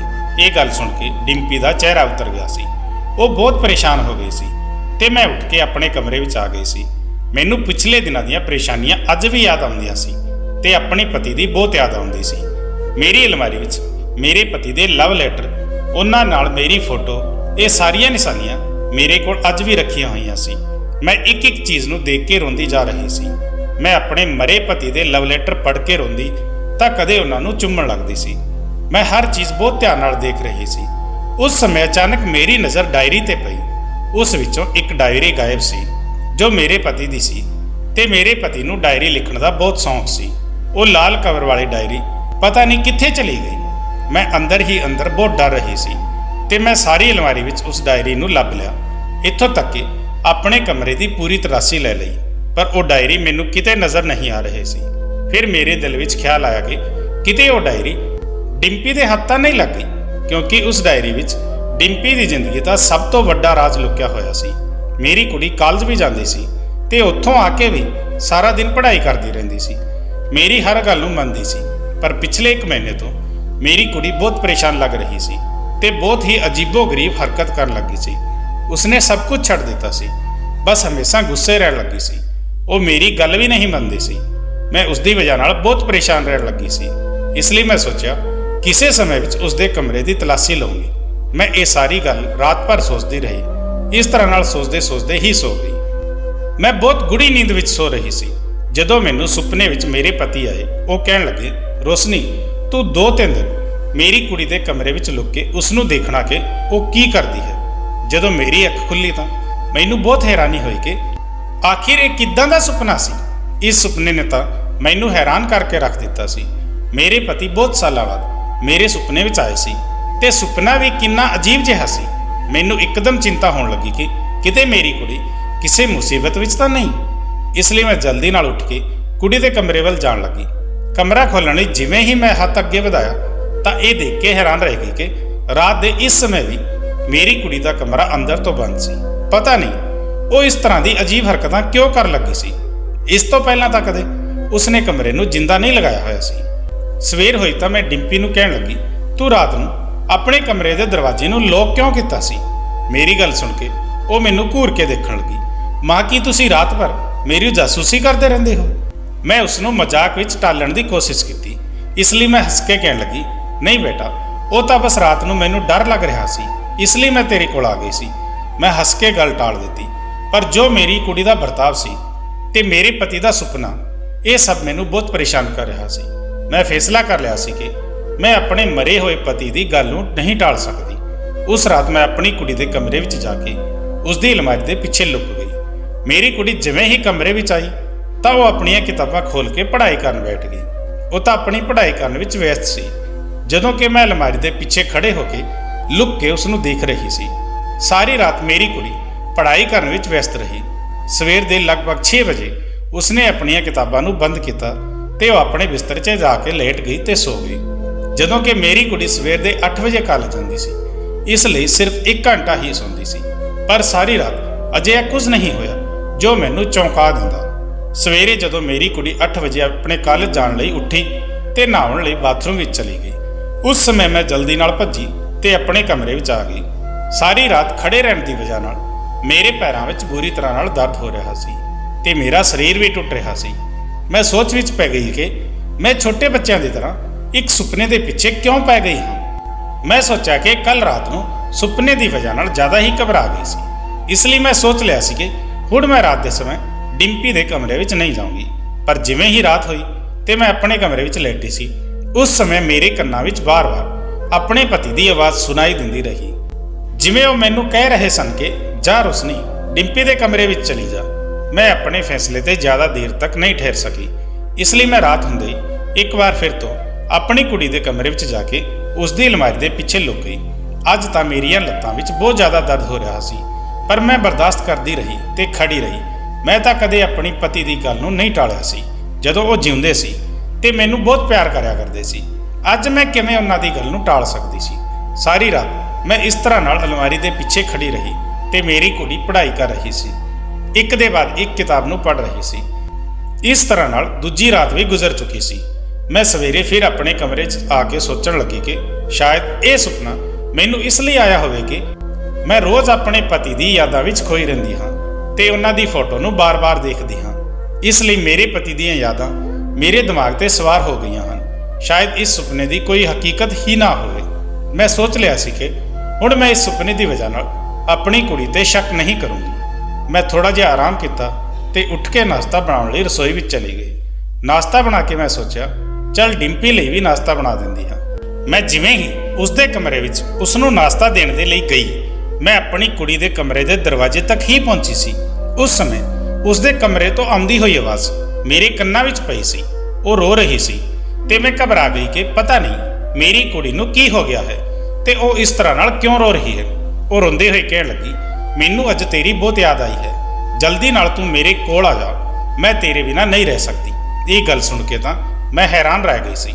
ਮੈਂ ਜਲਦੀ ਨਾਲ ਦਰਵਾਜ਼ਾ ਖੋਲ੍ਹਣ ਦੀ ਕੋਸ਼ਿਸ਼ ਕੀਤੀ, ਪਰ ਇਹ ਦੇਖ ਕੇ ਫਿਰ ਤੋਂ ਹੈਰਾਨ ਰਹਿ ਗਈ ਕਿ ਕਮਰੇ ਦਾ ਦਰਵਾਜ਼ਾ ਤਾਂ ਅੰਦਰ ਤੋਂ ਬੰਦ ਸੀ। ਮੈਂ ਦਰਵਾਜ਼ੇ ਨੂੰ ਜ਼ੋਰ-ਜ਼ੋਰ ਨਾਲ ਖੜਕਾਉਣਾ ਸ਼ੁਰੂ ਕਰ ਦਿੱਤਾ। ਕੁਝ ਹੀ ਦੇਰ ਦੇ ਬਾਅਦ ਡਿੰਪੀ ਨੇ ਦਰਵਾਜ਼ਾ ਖੋਲ੍ਹ ਦਿੱਤਾ। ਉਹ ਕਹਿਣ ਲੱਗੀ, ਮਾਂ ਤੁਹਾਨੂੰ ਕੀ ਹੋ ਗਿਆ ਹੈ? ਤੁਸੀਂ ਇਸ ਤਰ੍ਹਾਂ ਨਾਲ ਮੇਰੇ ਕਮਰੇ ਦਾ ਦਰਵਾਜ਼ਾ ਕਿਉਂ ਪਿੱਟ ਰਹੇ ਹੋ? ਮੈਂ ਦਰਵਾਜ਼ਾ ਖੋਲ੍ਹਣ ਲਈ ਆਉਣ ਹੀ ਵਾਲੀ ਸੀ, ਪਰ ਤੁਸੀਂ ਤਾਂ ਦਰਵਾਜ਼ੇ ਨੂੰ ਬੁਰੀ ਤਰ੍ਹਾਂ ਨਾਲ ਪਿੱਟ ਰਹੇ ਹੋ, ਜਿਵੇਂ ਕੋਈ ਭੁਚਾਲ ਆ ਗਿਆ ਹੋਵੇ। ਪਹਿਲਾਂ ਤਾਂ ਮੈਂ ਸੋਚਿਆ ਕਿ ਇਸ ਨੂੰ ਪੁੱਛ ਲਵਾਂ ਕਿ ਤੂੰ ਕਿਸ ਨਾਲ ਗੱਲ ਕਰ ਰਹੀ ਸੀ, ਪਰ ਜਦੋਂ ਉਸਦੇ ਹੱਥ ਵਿੱਚ ਮੈਂ ਉਸਦੇ ਪਿਤਾ ਦੀ ਫੋਟੋ ਨੂੰ ਦੇਖਿਆ ਤਾਂ ਮੈਂ ਸਭ ਕੁਝ ਸਮਝ ਗਈ। ਸ਼ਾਇਦ ਉਹ ਆਪਣੇ ਪਿਤਾ ਦੀ ਯਾਦ ਵਿੱਚ ਖੋਈ ਹੋਈ ਸੀ ਤੇ ਆਪਣੇ ਪਿਤਾ ਨੂੰ ਯਾਦ ਕਰ ਰਹੀ ਸੀ, ਪਰ ਪਤਾ ਨਹੀਂ ਕਿਉਂ ਮੇਰਾ ਦਿਲ ਬਹੁਤ ਘਬਰਾ ਰਿਹਾ ਸੀ। ਮੈਂ ਡਿੰਪੀ ਨੂੰ ਕਿਹਾ, ਇਹ ਲੈ ਨਾਸ਼ਤਾ, ਤੂੰ ਆਪਣੇ ਕਮਰੇ ਵਿੱਚ ਹੀ ਕਰ ਲੈ। ਮੈਂ ਨਾਸ਼ਤੇ ਦੀ ਪਲੇਟ ਡਿੰਪੀ ਦੇ ਹੱਥ ਵਿੱਚ ਦੇ ਦਿੱਤੀ। ਉਸਨੇ ਬਿਨਾਂ ਕੁਝ ਕਹੇ ਹੀ ਫੋਟੋ ਨੂੰ ਪਾਸੇ ਰੱਖ ਦਿੱਤਾ ਤੇ ਨਾਸ਼ਤਾ ਕਰਨ ਬੈਠ ਗਈ ਸੀ। ਮੈਂ ਬਹੁਤ ਪਰੇਸ਼ਾਨ ਹੋ ਗਈ ਸੀ ਤੇ ਬੁਰੀ ਤਰ੍ਹਾਂ ਨਾਲ ਉਲਝ ਗਈ ਸੀ। ਮੈਂ ਸੋਚਿਆ ਕਿ ਚੱਲ ਅੱਜ ਆਖਰੀ ਰਾਤ ਹੈ, ਅੱਜ ਵੀ ਮੈਂ ਜਾ ਕੇ ਡਿੰਪੀ ਦੇ ਕਮਰੇ ਵਿੱਚ ਅਲਮਾਰੀ ਦੇ ਪਿੱਛੇ ਲੁਕ ਜਾਊਂਗੀ। ਅੱਜ ਹੋਰ ਉਸਦੇ ਕਮਰੇ ਵਿੱਚ ਲੁਕ ਕੇ ਦੇਖ ਲੈਂਦੀ ਹਾਂ। ਫਿਰ ਤੋਂ ਰਾਤ ਹੋਈ ਤਾਂ ਮੈਂ ਆਪਣੀ ਕੁੜੀ ਦੇ ਕਮਰੇ ਵਿੱਚ ਜਾ ਕੇ ਅਲਮਾਰੀ ਦੇ ਪਿੱਛੇ ਲੁਕ ਗਈ। ਮੇਰੀ ਕੁੜੀ ਰੋਜ਼ ਦੀ ਤਰ੍ਹਾਂ ਕੁਰਸੀ ਤੇ ਬੈਠ ਕੇ ਟੇਬਲ ਤੇ ਆਪਣੀ ਰੱਖੀ ਹੋਈ ਕਿਤਾਬਾਂ ਨੂੰ ਖੋਲ੍ਹ ਕੇ ਪੜ੍ਹਨ ਲੱਗੀ ਤੇ ਆਪਣੀ ਪੜ੍ਹਾਈ ਵਿੱਚ ਵਿਅਸਤ ਹੋ ਗਈ। ਥੋੜੀ ਹੀ ਦੇਰ ਗੁਜ਼ਰੀ ਸੀ ਕਿ ਅਚਾਨਕ ਡਿੰਪੀ ਦੇ ਕਮਰੇ ਦੀ ਖਿੜਕੀ ਤੇ ਦਸਤਕ ਹੋਣ ਲੱਗੀ। ਮੈਂ ਹੈਰਾਨ ਰਹਿ ਗਈ ਕਿ ਇੰਨੀ ਰਾਤ ਨੂੰ ਇਸ ਸਮੇਂ ਤੇ ਆਖਰ ਖਿੜਕੀ ਤੇ ਕੌਣ ਆ ਸਕਦਾ ਹੈ। ਡਿੰਪੀ ਨੇ ਜਲਦੀ ਨਾਲ ਆਪਣੀਆਂ ਕਿਤਾਬਾਂ ਨੂੰ ਬੰਦ ਕੀਤਾ ਤੇ ਖੜੀ ਹੋ ਕੇ ਖਿੜਕੀ ਵੱਲ ਜਾਣ ਲੱਗੀ ਤੇ ਉਸਨੇ ਖਿੜਕੀ ਨੂੰ ਖੋਲ੍ਹ ਦਿੱਤਾ। ਮੈਨੂੰ ਕਿਸੇ ਦੇ ਕੁੱਦਣ ਦੀ ਆਵਾਜ਼ ਸੁਣਾਈ ਦਿੱਤੀ। ਮੇਰਾ ਦਿਲ ਬਹੁਤ ਜ਼ੋਰ ਨਾਲ ਧੜਕਣ ਲੱਗਿਆ। ਡਿੰਪੀ ਰੋਣ ਲੱਗੀ ਤੇ ਕਹਿਣ ਲੱਗੀ, ਤੁਸੀਂ ਇੰਨੇ ਦਿਨਾਂ ਤੋਂ ਕਿਉਂ ਨਹੀਂ ਆਏ ਹੋ? ਜਾਣਦੇ ਹੋ ਨਾ ਮੈਂ ਤੁਹਾਨੂੰ ਕਿੰਨਾ ਪਿਆਰ ਕਰਦੀ ਹਾਂ। ਮੈਨੂੰ ਤਾਂ ਅਜਿਹਾ ਲੱਗਦਾ ਹੈ ਕਿ ਜੇ ਮੈਂ ਅੱਜ ਤੁਹਾਨੂੰ ਫੋਨ ਨਾ ਕਰਦੀ ਤਾਂ ਸ਼ਾਇਦ ਤੁਸੀਂ ਅੱਜ ਵੀ ਇੱਥੇ ਨਹੀਂ ਆਉਂਦੇ। ਮੈਂ ਤਾਂ ਤੁਹਾਨੂੰ ਇੱਕ ਗੱਲ ਦੱਸਣਾ ਹੀ ਭੁੱਲ ਗਈ। ਸਵੇਰੇ ਜਦੋਂ ਮੇਰੀ ਤੁਹਾਡੇ ਨਾਲ ਫੋਨ ਤੇ ਗੱਲ ਹੋਈ ਸੀ ਤਾਂ ਅਚਾਨਕ ਹੀ ਮਾਂ ਆ ਗਈ ਸੀ। ਮੈਨੂੰ 100% ਯਕੀਨ ਹੈ ਕਿ ਮਾਂ ਨੇ ਜ਼ਰੂਰ ਸਾਡੀਆਂ ਗੱਲਾਂ ਸੁਣ ਲਈਆਂ ਹੋਣਗੀਆਂ। ਇਸ ਲਈ ਮੈਂ ਜਲਦੀ ਨਾਲ ਆਪਣੇ ਹੱਥ ਵਿੱਚ ਪਾਪਾ ਦੀ ਫੋਟੋ ਫੜ ਲਈ ਸੀ। ਅਜਿਹਾ ਇਸ ਲਈ ਕੀਤਾ ਤਾਂ ਕਿ ਮਾਂ ਇਹ ਸਮਝੇ ਕਿ ਮੈਂ ਆਪਣੇ ਪਾਪਾ ਦੀ ਫੋਟੋ ਨਾਲ ਗੱਲਾਂ ਕਰ ਰਹੀ ਹਾਂ। ਇਹ ਦੇਖ ਕੇ ਮੈਂ ਬਹੁਤ ਸ਼ਰਮਿੰਦਾ ਹੋ ਗਈ ਸੀ। ਮੈਨੂੰ ਆਪਣੀ ਕੁੜੀ ਦੀਆਂ ਗੱਲਾਂ ਤੇ ਹੈਰਾਨੀ ਹੋ ਰਹੀ ਸੀ। ਉਸ ਸਮੇਂ ਮੈਨੂੰ ਇੱਕ ਮੁੰਡੇ ਦੇ ਹੱਸਣ ਦੀ ਆਵਾਜ਼ ਸੁਣਾਈ ਦਿੱਤੀ। ਉਹ ਹੱਸਦੇ ਹੋਏ ਕਹਿਣ ਲੱਗਿਆ, ਤੂੰ ਅੱਜ ਬਾਲ-ਬਾਲ ਬਚ ਗਈ। ਮੈਂ ਤੈਨੂੰ ਕਿੰਨੀ ਵਾਰ ਕਿਹਾ ਹੈ ਕਿ ਤੂੰ ਮੇਰੇ ਨਾਲ ਚੱਲ, ਤੂੰ ਮੇਰੇ ਨਾਲ ਵੀ ਨਹੀਂ ਜਾਂਦੀ ਹੈ ਤੇ ਹਮੇਸ਼ਾ ਮੈਨੂੰ ਯਾਦ ਕਰਕੇ ਰੋਂਦੀ ਵੀ ਰਹਿੰਦੀ ਹੈ। ਇਸ ਤੋਂ ਜ਼ਿਆਦਾ ਹੋਰ ਕੁਝ ਸੁਣਨ ਦੀ ਮੇਰੇ ਵਿੱਚ ਹਿੰਮਤ ਨਹੀਂ ਸੀ। ਮੈਂ ਬਹੁਤ ਦੇਰ ਨਾਲ ਇਹਨਾਂ ਦੋਵਾਂ ਦੀਆਂ ਅਜਿਹੀਆਂ ਬੇਤੁਕੀ ਗੱਲਾਂ ਨੂੰ ਸੁਣ ਰਹੀ ਸੀ। ਇਸ ਲਈ ਮੈਂ ਜਲਦੀ ਨਾਲ ਅਲਮਾਰੀ ਤੋਂ ਪਿੱਛੋਂ ਨਿਕਲ ਆਈ ਤੇ ਉਹਨਾਂ ਦੋਵਾਂ ਦੇ ਸਾਹਮਣੇ ਜਾ ਕੇ ਖੜੀ ਹੋ ਗਈ। ਇਹਨਾਂ ਦੋਵਾਂ ਦੀ ਨਜ਼ਰ ਜਿਵੇਂ ਹੀ ਮੇਰੇ ਤੇ ਪਈ ਤਾਂ ਉਹਨਾਂ ਦੀਆਂ ਅੱਖਾਂ ਫਟੀਆਂ ਦੀਆਂ ਫਟੀਆਂ ਰਹਿ ਗਈਆਂ ਤੇ ਉਹ ਮੈਨੂੰ ਆਪਣੀ ਫਟੀ ਹੋਈ ਅੱਖਾਂ ਨਾਲ ਦੇਖ ਰਹੇ ਸੀ। ਡਿੰਪੀ ਅੱਗੇ ਵੱਧ ਕੇ ਕਹਿਣ ਲੱਗੀ, ਮਾਂ ਤੁਸੀਂ ਇਹ ਕੀ ਹਰਕਤ ਕੀਤੀ ਹੈ? ਤੁਸੀਂ ਇੱਥੇ ਕੀ ਕਰ ਰਹੇ ਹੋ? ਤੁਹਾਨੂੰ ਸ਼ਰਮ ਨਹੀਂ ਆਉਂਦੀ? ਆਪਣੀ ਕੁੜੀ ਦੇ ਕਮਰੇ ਵਿੱਚ ਲੁਕਦੇ ਹੋਏ ਨੂੰ ਤੁਸੀਂ ਇੰਨੀ ਘਟੀਆ ਹਰਕਤ ਕਿਵੇਂ ਕਰ ਸਕਦੇ ਹੋ? ਮੈਨੂੰ ਆਪਣੀ ਕੁੜੀ ਤੇ ਬਹੁਤ ਗੁੱਸਾ ਆ ਰਿਹਾ ਸੀ। ਡਿੰਪੀ ਸ਼ਰਮਿੰਦਾ ਹੋਣ ਦੀ ਬਜਾਏ ਉਲਟਾ ਮੇਰੇ ਤੇ ਹੀ ਗੁੱਸਾ ਕਰਨ ਲੱਗੀ ਸੀ। ਉਸ ਸਮੇਂ ਮੈਂ ਚਿੱਲਾ ਕੇ ਕਹਿਣ ਲੱਗੀ, ਬੰਦ ਕਰ ਆਪਣੀ ਬਕਵਾਸ ਨੂੰ। ਜੇ ਮੇਰੇ ਸਾਹਮਣੇ ਜ਼ਿਆਦਾ ਬੋਲਣ ਦੀ ਕੋਸ਼ਿਸ਼ ਕੀਤੀ ਤਾਂ ਮੈਂ ਤੇਰੀ ਜ਼ੁਬਾਨ ਖਿੱਚ ਲਵਾਂਗੀ। ਤੈਨੂੰ ਸ਼ਰਮ ਆਉਣੀ ਚਾਹੀਦੀ ਹੈ ਕਿ ਤੂੰ ਇਸ ਘਰ ਵਿੱਚ ਇਸ ਮੁੰਡੇ ਨੂੰ ਬੁਲਾ ਰਹੀ ਹੈ। ਕੌਣ ਹੈ ਇਹ ਮੁੰਡਾ? ਤੈਨੂੰ ਸ਼ਰਮ ਨਹੀਂ ਆਉਂਦੀ ਹੈ? ਆਪਣੀ ਮਾਂ ਨੂੰ ਝੂਠ ਬੋਲਦੇ ਹੋਏ ਤੇ ਆਪਣੇ ਪਿਤਾ ਦੀ ਇੱਜ਼ਤ ਨੂੰ ਮਿੱਟੀ ਵਿੱਚ ਮਿਲਾਉਂਦੇ ਹੋਏ ਮੈਂ ਤਾਂ ਕਦੇ ਮਰ ਕੇ ਵੀ ਇਹ ਨਹੀਂ ਸੋਚ ਸਕਦੀ ਸੀ ਕਿ ਤੂੰ ਇੰਨੀ ਗਲਤ ਨਿਕਲੇਗੀ।